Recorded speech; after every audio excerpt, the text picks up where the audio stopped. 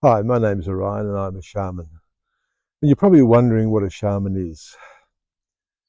The word shaman originally comes from the Tungus people in northern Siberia.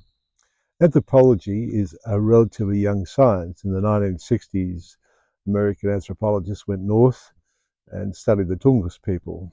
And the medicine person, male or female, was known as a shaman, S-A-M-A-N, but in the Tungus world it's pronounced shaman. And since then, people who have been identified in the medicine ways of the indigenous cosmologies have been generically labeled all under the same heading of shaman. Unfortunately, in the 1960s, the New Age movement came in and they cherry-picked different aspects of different cosmologies, added to their own belief systems, and came up with the New Age. And that's a little bit different to the traditional ways of the shaman. The traditional ways are that you have multiple teachers, a long apprenticeship, and then you go through an ordeal, which is an initiation, uh, and then only you come through that ordeal are you actually called shaman. Other than that, you may be a shamanic practitioner or however else you think you should be described. There are many different faces of the shaman. Primarily, shaman are healers, and healing is to make better, and that gives us all a wide canvas to work with. But healing is done on an energetic level, it's done on an emotional level, it can be done on a physical level, and certainly shamanic practice is one of the few, or if the only modality that considers the soul. So it's the healing on four levels. The shaman can also have the face of a priest and to bring people together for meditation, taking people through ritual and ceremony. And this can be all facets of life, including birth, death, marriage, even the naming of children. There are shamanic rituals for that. Shamans can also embrace being a medium and connecting with spirit, and can actually voice people or voice souls from the other side coming through, and provide that level of connection with the afterlife.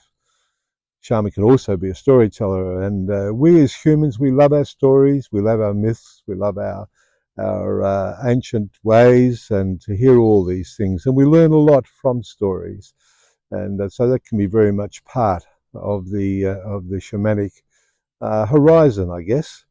The other part is to be an actor and an entertainer, and it's always important to maintain humour in what we do. And in that sense, in acting, we may move into the trickster. And there are times when people really don't understand what you're getting to when you go through a healing process. And you may have to embody them and show them aspects of themselves in that sense. The shaman can also be a prophet and looking to the future. And even if it's just coming to the realization that we don't live sustainably on this planet, and every government, every corporation is budgeting growth on an unsustainable resource, and so we don't have to be a great profit provider in seeing that we're heading in the wrong direction as humanity.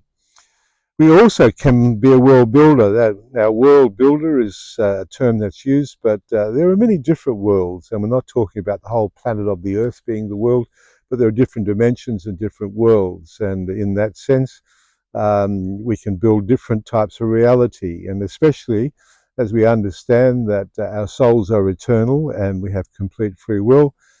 There's never, when we go into spirit, there's never any judgment and no advice. We all evolve and we all review our own lives. And in this sense, here in this reality, we can create community based around the principles of no judgment and no advice. And that is creating a world within a world, when you have that safe environment where people can be who they are and not have to stress about what other people may think or what advice might be coming that's wanted or not wanted.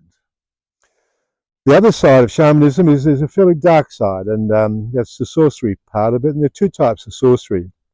There's what's called social sorcery, and people use media for social sorcery. It might be decided within a group that one person is isolated, and with modern day technology, videos of that person and the marginalisation of that person, they are cast out from the group. And of course, all this flows onto social media, and that person then becomes anxious, depressed, and even in some instances suicidal, and actually affects suicide when it comes to that. That's called social sorcery, and it is alive and well. On the other side of sorcery is, of course, the traditional sorcerer who is coming from malice and looking to be angry and project dark energy into this world, looking to cause sickness, even death with that. And sorcery certainly is practiced in the third world countries even today. The other side of it is that when shamanic practitioners move into their trance, to move into um, their parasympathetic nervous system to access spirit, they will embody their animal totem. And people, the uninitiated, may look at this and say, oh, this person's gone mad, becoming a bear or flying around like an eagle or whatever. And so when we look at this, we may be interpreted as such. The other important thing to understand that when we come to walk the path is to also consider the afterlife.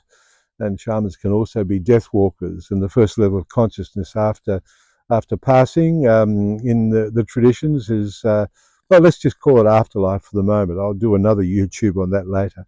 But to be a death walker, to go into the first level of consciousness and retrieve souls from there and take them to their soul family. And so there are many different faces of the shaman. Now, how did I get here? I had three teachers. My first teacher was a Native American medicine man by the name of Richard Runningdeer. Great guy, outrageous sense of humour, a lot of fun to be with, and I learned a tremendous amount from him. The second teacher was a Pitjantjatjara Nunkri. Now, out of respect for the Pitjantjatjara ways, I can't repeat his name because he has passed on. But I learned the Australian Indigenous ways, and so the first two were learned through the lens of experiential Indigenous world. And the third teacher was Dr. Raphael Locke. He was a double PhD in anthropology and psychology. And I studied under Raph, or hang around with Raph, for about 10 years. And he was initiated in the Cherokee world known as Akashinawa. So I had three masters, a 14-year apprenticeship before I was first initiated, which was a 10-day ordeal in the Simpson Desert. The other time that I considered having been initiated was when the Hindu goddess of death, Kali, took me to my last breath under the influence of ayahuasca in the Amazon.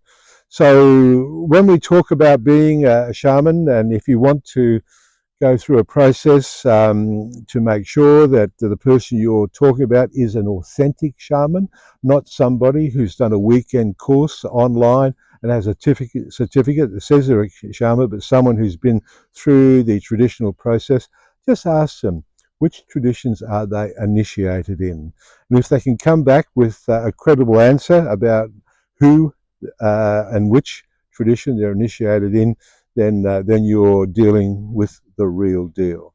If you'd like to see more presentations like this, please hit the subscribe button. So thank you for listening to me today, and I look forward to our next journey with shamanism.